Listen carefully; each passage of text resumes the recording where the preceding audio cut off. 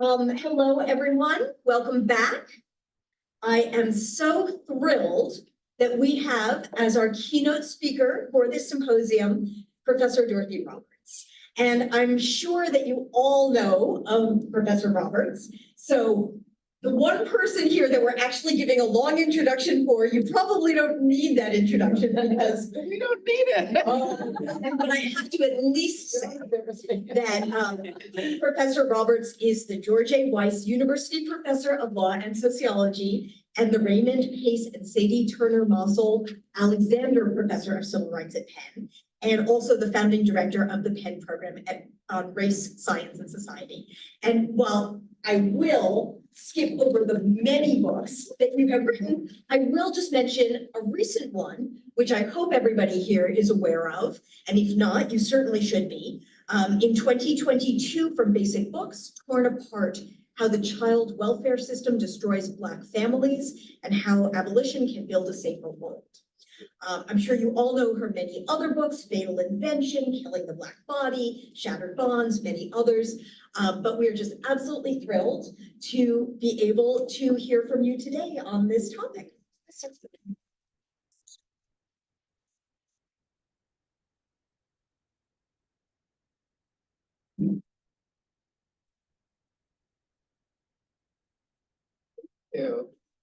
Well, it's been a great day. It's so good to see so many people I've known for ages and events and also people I've been dying to meet. So thanks so much.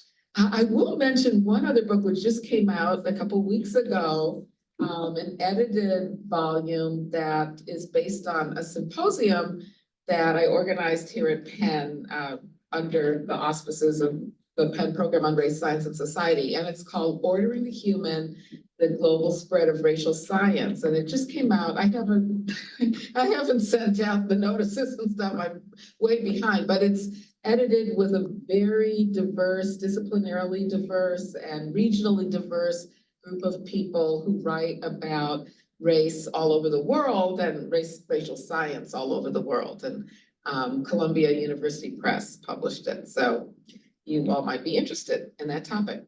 So this is a very challenging task I have before me because first of all, I'm at the end of the day when people are tired, and but mainly when it's so much great information and knowledge and discussion has gone on. It's sort of like, what do I have to add?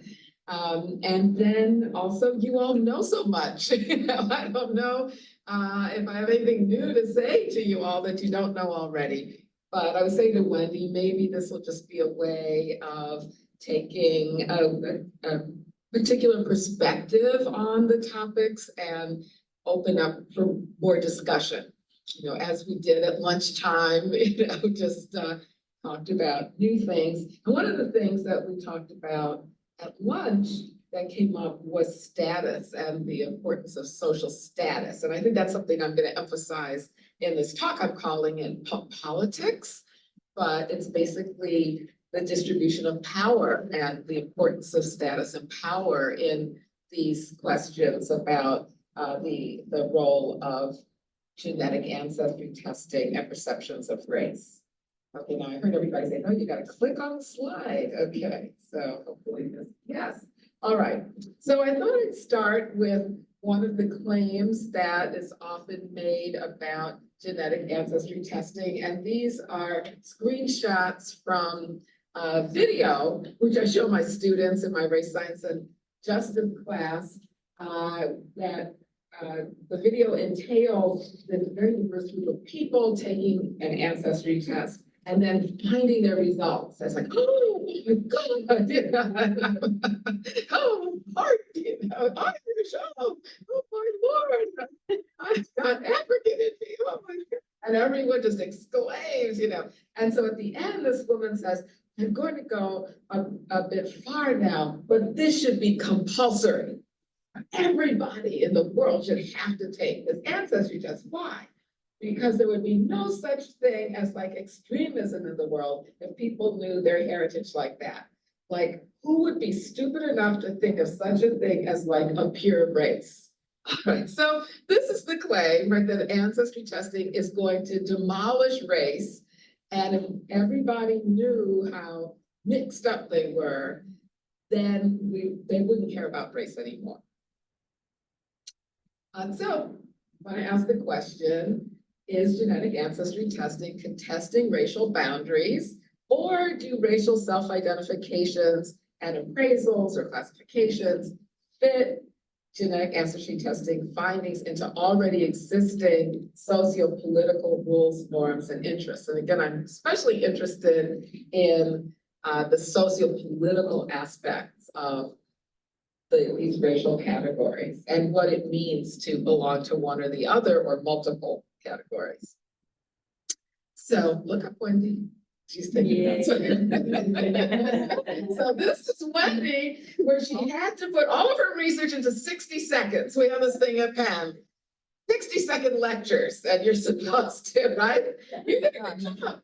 So Wendy points out that people interpret their GAT findings or results depending on their pre-existing views about race. So those who started out thinking race might be genetic become more entrenched in that view, but those who initially reject this view also become more entrenched in their belief that race is not genetic. I think this supports this idea, the second question, that people fit genetic ancestry testing findings into their pre-existing, and again, I want to suggest political views about race. And then from our paper presented this morning, I'm just pointing out two aspects, because much more complicated, but two aspects, again, that suggest that people tend to fit the findings into some pre-existing rules that they have. So the finding that even what did you call them? The EVA and all those, AVA, what was your term for that? The vignette. The profile, even the people profile, even if they had only 4% sub-Saharan ancestry, still a majority thought of Black people thought they were Black.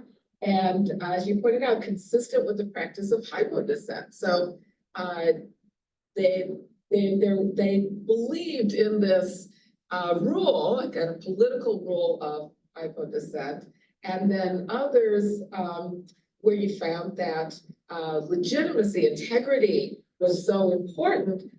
He said, suggesting that respondents believe there exists an underlying, legitimate, and honest way to identify that is partially based on one's GAP result, but what else is it based on? And again, I would suggest it's based on a political notion of what is a legitimate way of identifying as Black. All right, so first point, race is a political invention. We were talking at lunch about how people misinterpret the word social construction and the concept of that. And I pointed out to Anne that I use a quote when I teach this course with my students of a college student who said, well, I've learned that race is socially constructed. And of course, it's at bottom, it's biological, but it's socially constructed. And I think what the student meant, which is what I think a lot of people interpret social construction as, is race really is a political division of human beings, but it's socially constructed. It has different meaning in different societies or different times, but at bottom it's still biological. And so I have come to talk about race as a political invention because I think invention makes it clearer that it's a human-made, ignorance, but a human-made category. It's a completely made-up, invented classification, and we know that largely from the work of Terence Keogh and his writings about how Enlightenment scientists borrowed the notion of race from Christian theology at the time, the 1500s, the idea that God divided human beings into races, that race is a creation of nature. And then the Enlightenment scientists just said, well, we won't use the word God, although actually Blumenbach did, but he was like in between there, where he took this theological concept of God-made races and turned it into nature-made races. And of course, all of this was for a political purpose, to support and justify and manage the enslavement of African people, the conquests of indigenous people in other parts of the world. And so Thomas Jefferson, for example, a politician and a racial scientist, he excused the failure of the new nation he was creating, supposedly on liberty and equality and tolerance and all of those Enlightenment principles, excused the extension of that to Black people by saying, well, it's not my fault, it's the real distinctions nature made. And I just think this quote from his letters on the state of Virginia is such a great example of combining this supposedly scientific definition of race with the political objective of excluding non-white people from inclusion in the new nation.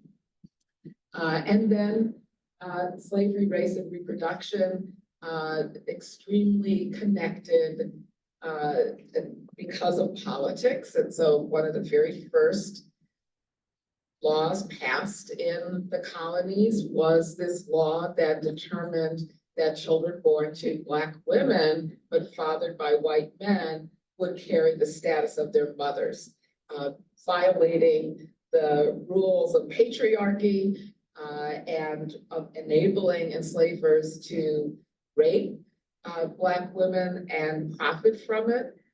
But even more importantly, I think, denying to children born to Black women the entitlements of white people and being able to subject them to enslavement. Just another example of how deeply political these rules that seem so natural to so many people are. And then the idea that Black people could pass as white, but they're still really Black. So there's this example of Dr. Albert Johnson, who passed in order to practice medicine. You know, it was politically advantageous for him to pretend to be white, but after living as a leading citizen in Keene, New Hampshire, the Johnstons revealed their true racial identity, and that became national news. So even if you look white, you still, according to this view, if you have any African ancestry, you're really Black. And Rebecca Hall, I thought was so interesting that she was the one who directed the movie Passing, because her mother is Black, and she's one of these people I thought was white, all in Woody Allen movies and all of this. And then I discover that her mother is Black, and then changed my view. Oh, she's Black, she's not white. Yeah. Confessing a lot here. Okay. Now, anti-miscegenation laws were in a way anti-passing laws. And Walter Plecker, who was the registrar in Virginia, who promoted anti-miscegenation laws and helped to pass the racial integrity law in Virginia, he explains in this introduction to the law why it was so important to ban interracial marriage. And he says it's estimated that there are in the state from 10,000 to 20,000, possibly more, near white people who are known to possess an intermixture of colored blood, in some cases to a slight extent, it is true, but still enough to prevent them from being white. So there was this obsession. There are all these people who are really Black getting the privileges of white people, because they look white. And so we have to prevent future intermixing that's producing these fake white people, so then in the past, it has been possible for these people to declare themselves as white, or even to have the court so declare them. They have demanded the admittance of their children into white schools, and not in a few cases have intermarried with white people, which is like the case that the man who discovers he's partly Black, right, and is demanding certain privileges because he's Black. And it's just showing, as you all said, these questions have been around forever. Who is really Black? Who's really white? How do you tell? Yeah, and the fear that people are pretending to be something they're not. Okay, and then the case of US versus Thind in 1923, before the US Supreme Court, and the question of whether a high caste Hindu of full Indian blood born at Amritsar, Punjab, India, is a white person. And then you may know of this case when he wanted to be naturalized as a US citizen, he had to be white or Black. They never chose Black. If you notice, they all wanted to be white. And he put on evidence from anthropologists that the high caste Indians, the Brahmins, had a joint ancestry with English people. And also, he made the argument that we are even more purely Aryan than white people in America, because white people in America, as Plecker said, are mixing with Black people, and we don't really know who's white in America, but in India, we're clear. We keep strict boundaries. So I am definitely share ancestry with the Europeans. And the Supreme Court basically said, we don't care about that. We don't care about the anthropological evidence.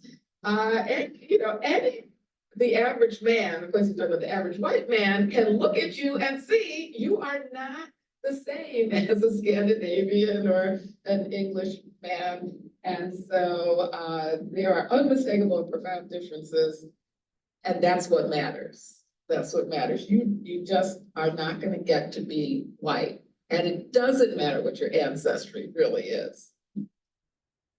Okay, a more recent case, which shows again the way in which this question of what your race is political, but also the political consequences, is the case of the Zarnoff brothers, the Boston bombers. And the study that looked at whether the perception of Zarnoff, I think that's how you pronounce it, as white or not made a difference to potential jurors' decision on the death penalty. So, super high stakes for this.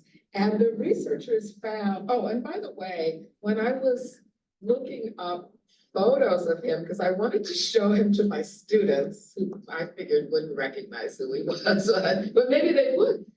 There's so many images of him because apparently he became this heartthrob for teenage girls in America. Yes, look at him. He looks like Timothée Chalamet. So when I said it to my we were talking at lunch, I'm waiting. When will I say a movie star that my students know? Because they don't know any of the older ones. And when I said, he looks like Timothée Chalamet, doesn't he? And they knew who I was talking about. Yeah, so, but more seriously, there was quite a variance in the view of whether he was white or not. And that was clearly influenced by the fact that he was accused of being a terrorist. And a lot of white people can't see white people as terrorists. And so even though, ironically, he's from the Caucasus Mountains, that Blumenbach said was the epitome of whiteness, right?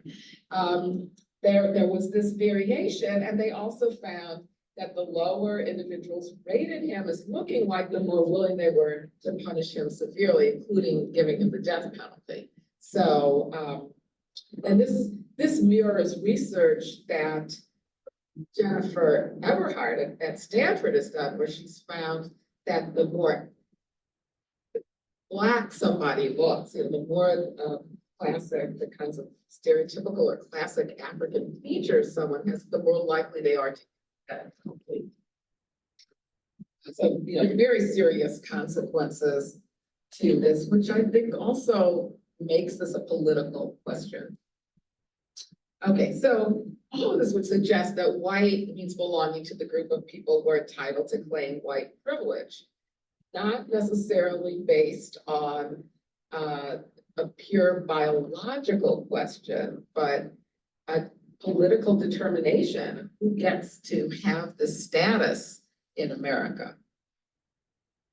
All right, so many of us thought that when the genome was mapped and everyone involved said, oh, it proves that race is not a genetic category, that would make a difference.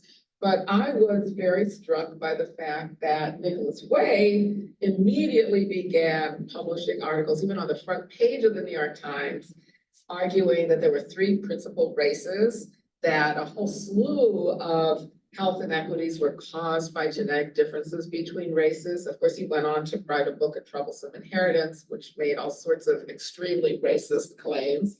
But this is what got me really interested in this subject and looking at whether he was right, that there were all these studies being published that were looking for race at the, this basic genetic level, and also explaining health inequities as differences between races. And indeed, there were a lot of these studies. The thing about Nicholas Wade is he cites all these studies of genomic scientists. Now, then they object. How dare you use our studies? But guess what? You didn't write that in your study. You didn't write that it makes a difference to violence or democracy and that kind of thing. But you did write the part where he says that genomic scientists are showing that race actually is a genetic division of human beings. So that led to my book, Fatal Invention, where I argued that there was this increase, and at the time, Vets is showing that it's changing, and continental ancestry and ethnicity, or race/ethnicity, are becoming more popular. But when I started doing work on this book, right after the mapping of the human genome, and it was published in 2011, there was evidence of an increase in the use of race as a the biological concept of race in genomic studies, and that they were being used as this genetic definition of race was being used as an explanation for racial inequities in a supposedly colorblind society, and then the recommendation of race-specific biological remedies to solve these supposedly biological problems that led to health inequities and other kinds of inequities. And an example of how this continues is the publication of articles in peer-reviewed journals suggesting some genetic, they say some genetic or other biological, well, of course, there are biological factors to getting COVID or dying from COVID, but the question of why Black people were at such higher risk of dying from COVID-19, there were a number of articles published in medical journals suggesting that the disparity was caused by some genetic difference between races, that the Black people had some genetic predisposition to dying from COVID. Okay, so I'll get to now some of the ways in which researchers, scholars have looked at genetic ancestry testing as a political project, the responses to it as having political implications. So Alondra Nelson's book The Social Life of DNA, she finds that many African Americans who get genetic ancestry testing results use them as part of what she calls a reconciliation project, which I think you could look at as a political project. They're incorporating those results along with desires they have to learn more about their connection to Africa, which they see as being disrupted by the slave trade. And she argues that they're not just accepting them as biological proof of their identity, that it's a more complicated process where they integrate it into other kinds of cultural, political, social ideas they have about Black people's connections to Africa. And she calls them cultural practices through which resolution of the injuries of racial slavery is sought.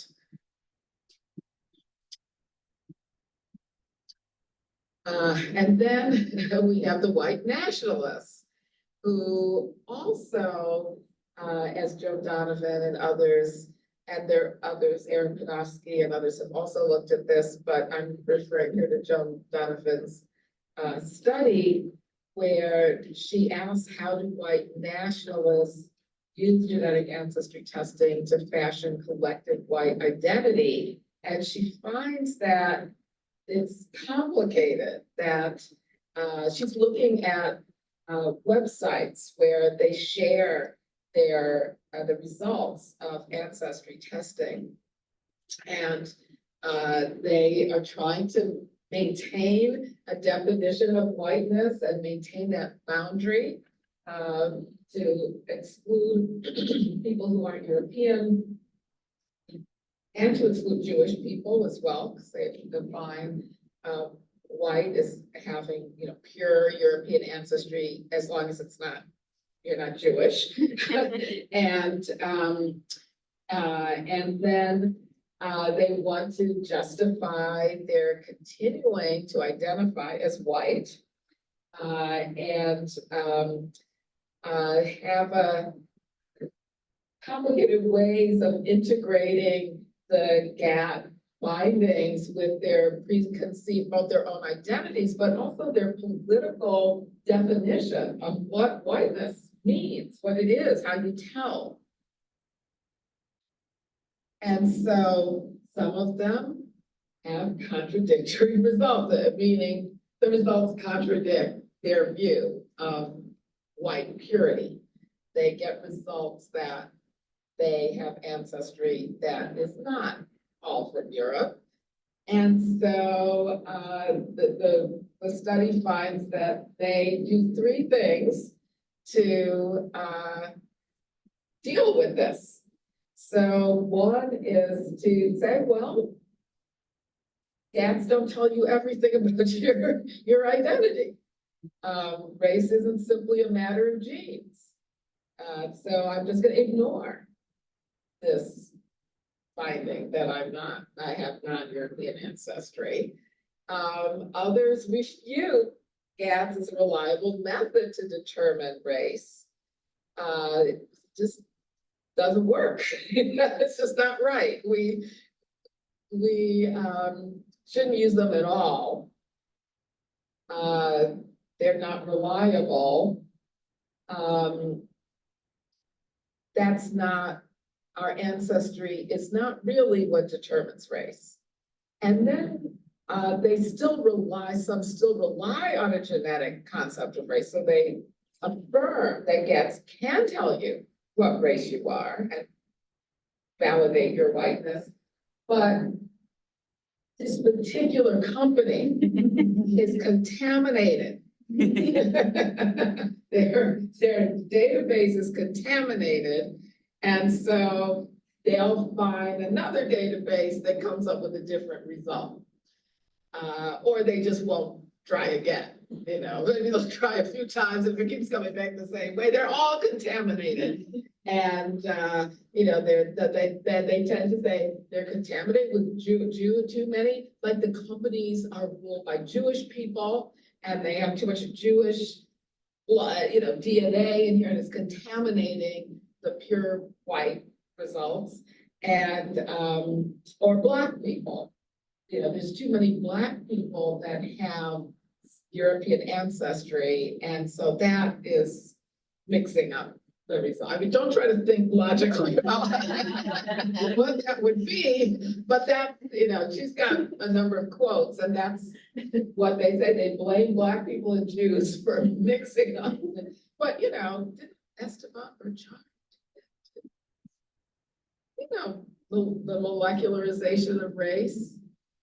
Buena Wiley's article, which now she has a book coming out, Tabula Rasa, which probably, but don't we all know that's Esteban Pritchard's lab? Isn't it? Is it? Admixture.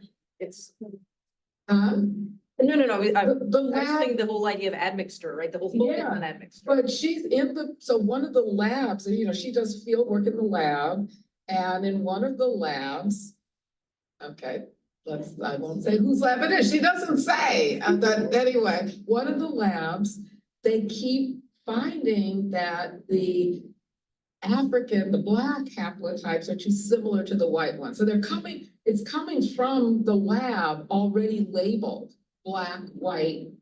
Max, he's also interested in Mexican, you know his work, he's comparing Black, white, Puerto Rican, and Mexican. And his basic idea is that Puerto Rican children have higher rates of severe asthma because they have inherited this African predisposition to severe asthma.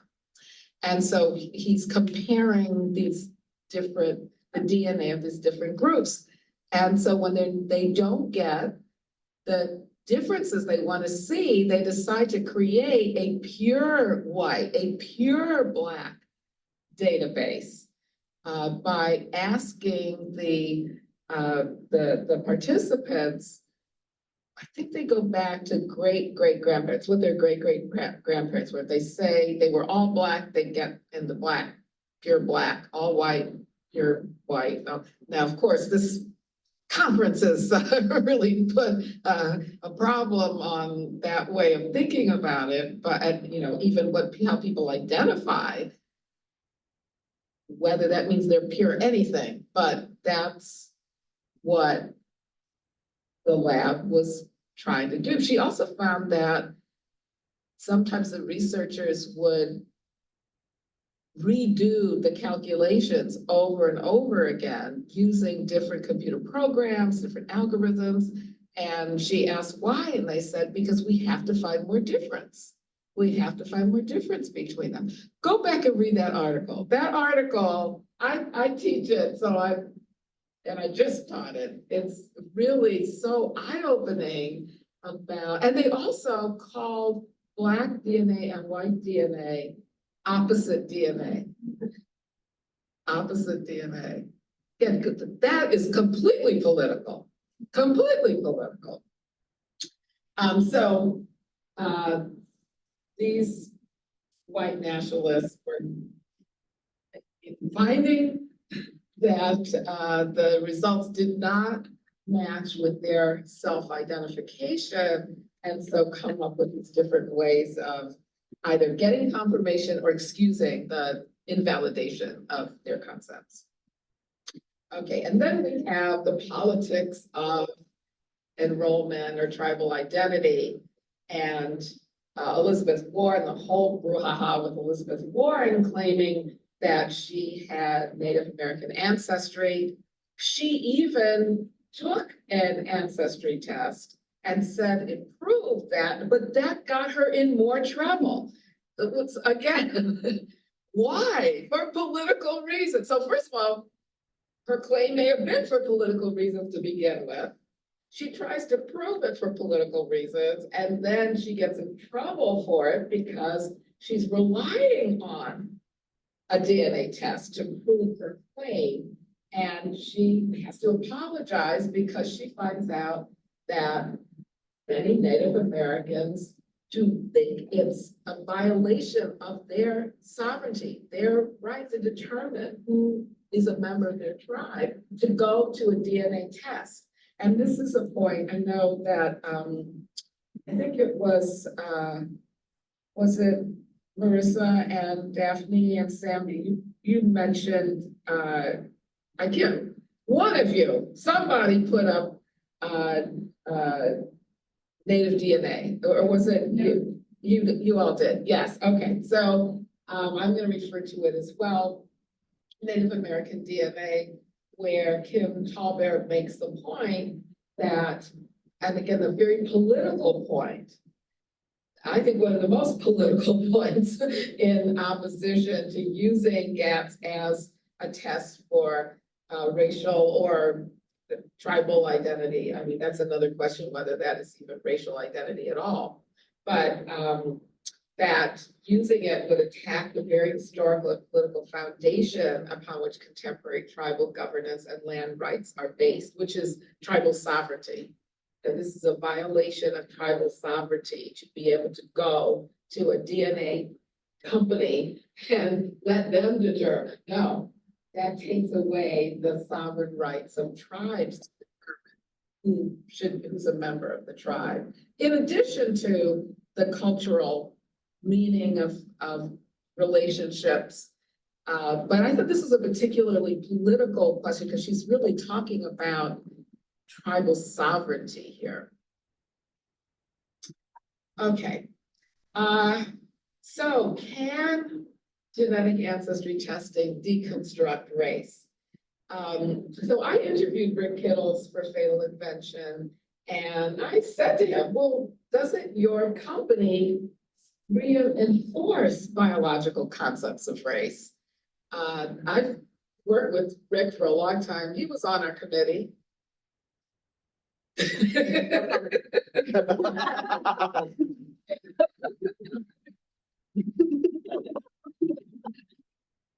He was on our committee, and but years before I interviewed him, but I've worked with it before, and I've always known Rick. Interestingly, he is a big proponent of ending the biological concept of race. So I thought, well, is this a contradiction, Rick? And he said, no, it isn't, because first of all, he said, this is not about race at all. He said, Black people know that they're Black. He basically said, Black people know they have ancestry from Africa. I don't need to tell them that. What they're interested in is the particular tribal groups that they share a common ancestry with. And that's what I tell them in my company. And that is disrupting the view of race. That is, you know, it's, as you're saying, it's showing that African Americans are not a monolithic racial group. They're a genetically diverse social group. And so his opinion was, this is deconstructing race. This is not reaffirming the biological concept of race. Okay. So if race is not a real biological category, does that mean that you can choose your race? Why not, if it's not biological? And we saw with the example of Rachel Dolezal that according to, I mean, this is, I don't know of a study that actually, I don't know if anybody knows of a study that actually surveyed Black Americans to see how they felt about it, but at least in the media, and you know, my impression is that most Black people thought it was wrong for her. I know my students, definitely. I mean, the students in my class that were silent all semester. When I asked them about this, oh, they spoke up. They spoke up. And they all thought, the Black students, they all thought that, no, it was wrong for her. She cannot identify as Black. But it wasn't based on genetics. It wasn't based on a test. It was that she had, you know, part of this integrity question that you all found. She had identified as white for most of her life. She had the privileges of being white, and you can't just decide you're going to get whatever benefit you see of being Black because you want to take advantage of that.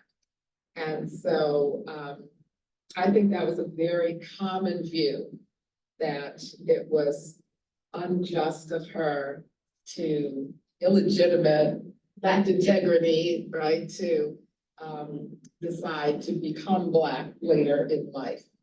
But it would be interesting to ask, well, what if she did, it turned out that she did a genetic test and she had identified as white all her life up till then, but actually she did have some sub-Saharan African ancestry and then switched over. You know, you found that influencer, right? Yeah, but see, that influencer to me looked Black. So again, does appearance matter? You know, does it matter if people think, well, you got away with all for, you know, decades, the privileges of whiteness, and just because you now find out that you have some African ancestry doesn't mean that you get to claim that. But again, to me, that's a political question. It's that you have the political status and all the privileges that come with it of a white person, and so you shouldn't be allowed to claim Blackness now. Now, I'm saying it's a political question, but I think it's a combination. Like, I think that everything everyone talked about today shapes even this question.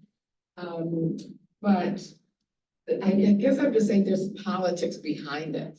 And I think the politics puts a limit on how open and fluid we think these racial identifications and appraisals are. Okay, of course. Vince, I didn't know for sure you would bring it up, so I had to put it in myself. But I want to, so there's a couple of things I want to emphasize about this committee, which I was very proud to serve with Anne on the committee, and I'm proud of the results of the report. I actually thought it would be more of a struggle, right? Don't you? Yeah, and it was, I thought that, you know, we had disagreements, but in the end, our consensus report, I thought, was a really fine report that I do hope that people take up and actually implement in their research and their practice. One thing I want to point out is how disciplinarily diverse the committee was, you know, with sociologists and public health scholars, along with genomic scientists and medical researchers and practitioners, just very diverse in terms of backgrounds, bioethicists, all of that. But it was a great committee, I thought. And as pointed out, we concluded that race is neither useful nor scientifically valid as a measure of the structure of human genetic variation. And our #1 recommendation was that researchers should not use race as a proxy for human genetic variation. The reason I'm talking about this is because I think that a lot of the politics of race continues to reinforce the biological concept in order to excuse and justify and reinforce political inequalities. And so there's a question, how can we change that? That was the question that our committee took up. And so we spent a lot of time thinking about how do we write a report that doesn't do what all the other reports do, which is sit on somebody, you know, on a shelf somewhere and nobody very few people implement it. Is there a way we can really make some change with this report? And so one, I thought, was to have very clear recommendations, you know, not to pussyfoot around, you know, this race issue, just say right out front, do not use it as a proxy for genetic variation, human genetic variation. So that was one aspect of it. The other was that we have a whole section on how to implement the report and hold people accountable. And we spent time thinking about, well, what are all the different forces and institutions that have an influence over the perpetuation of the concept, biological concept of race, and the use of the other population descriptors as well. And so some of the stakeholders, as they're called, who have influence or study participants. So we have a whole section on the ethics of how communities and study participants should be paid more attention to than they are now. The funders of genomics research, the research institutions, journals and professional societies. Are journals going to have requirements for peer review that force scholars, researchers to take more seriously these questions about race and other population descriptors? Will the professional societies implement these recommendations? Hold their members to account? And then journalists and media. The scientists like to blame media a lot. I think sometimes too much. It's not my fault what the headline they put on my study. I didn't really say that. They exaggerated the findings in the headline, and the journalists exaggerated. They do have a lot of influence, and I think sometimes the researchers may like that headline. But how do we work with journalists and media to change the way they report on these issues? Okay, so this is actually my last slide. I think I went faster than I thought I would, but so I guess I'm putting this out here. I don't know if it's a recommendation or just something to think about, whether we should promote an understanding of identity that depends on common history, experiences, and the struggle for social justice, not on common biology.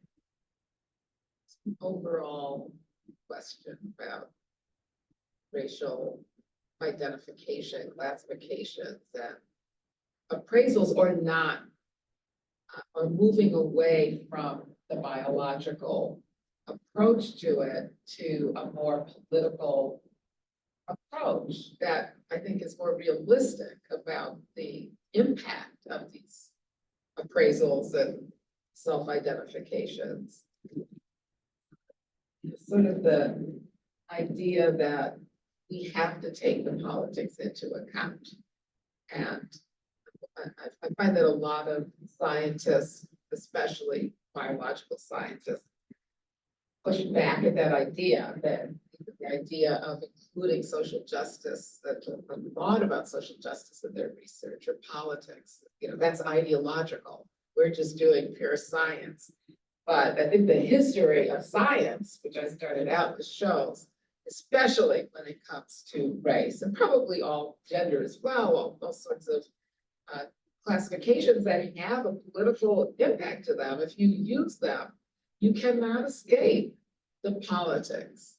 And so that's something I call on all of us to think about as we do our research and maybe even think about our own identities. So I'll end there, and I'm really